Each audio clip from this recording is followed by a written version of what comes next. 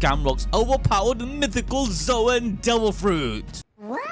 Picking up right where we left off, our boy Loki, who just got finessed by Gunko, regains his consciousness and questions if Shamrock here is Shanks, since, you know, they look the same. He shows his confusion, highlighting the antithesis of the two. You know, one being a pirate and the other a celestial dragon. It is then where he makes it official. Shanks is his younger twin brother and got separated as a baby. Regardless, Loki, on hearing their relationship, declares how his anger towards Shanks' lineage has grown, when now both brothers are despised by him, and so vows to avenge his fallen animal friends. But hey, threatening Shamrocks whilst being locked up might not have been a good idea, because this Sham gives up on the whole idea of recruiting Loki, and instead decides to It's here where, within a blink of an eye, he reveals his mythical Zoan devil fruit within his sword. Yep, he pulls it out and unleashes the three-headed beast from hell, Cerberus.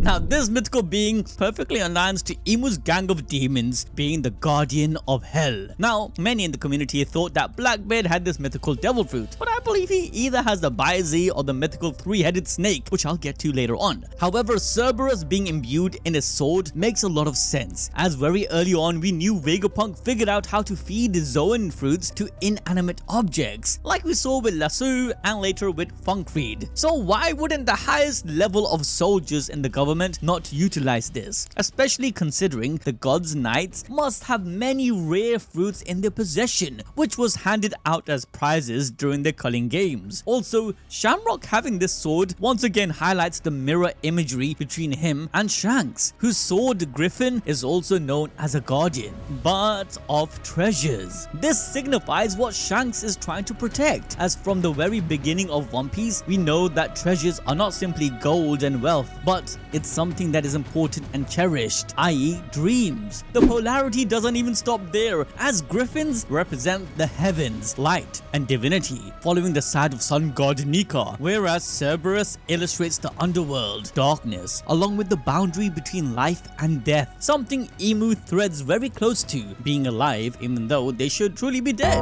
Now regardless, this dog looks insane, and the thing to note here is that it's an awakened devil fruit, as it has similar black clouds that we saw with Lucci and Luffy in their awakened form. To make it even more busted, each of these heads have their own swords coming out of their mouths. Using Cerberus, Shamrock shoots out the dog's head from his sword and unleashes it on Loki, stating that if he can survive this triple penetration, he can come and fight him, taking his revenge. Now of course, Loki ain't dead and was heavily nerfed due to the chains, but Shamrock is no joke. The gods' knights ain't playing around. They spawn inside of Albath, one of the most dangerous islands to exist, beat the gods, casually walk into the underground, and then easily one-shots Loki and his pets, to then just fly away. Yep, Gunko's Arrow no Mi can become anything she wants. She's basically Green Lantern. And after realizing talking the giants to their side is no longer an option, Shamrock prepares for a full-out war, telling Gunko to summon another member of the Knights, as they plan to control the giants by first taking out the younger ones. Zebek's sister was taken by Garling to forcefully bear his children. Yes, those of you who have been following our balls deep lore would know that Rocksteady Zebek waged war against the Celestials due to them abducting his sister. Like Ginny, she was given to a high-class celestial dragon to produce children who would then be fed strong devil fruits and later become soldiers in the God's Knight. That was supposed to be Bonnie's purpose as well before they escaped. Gunko is also likely a product of this as well.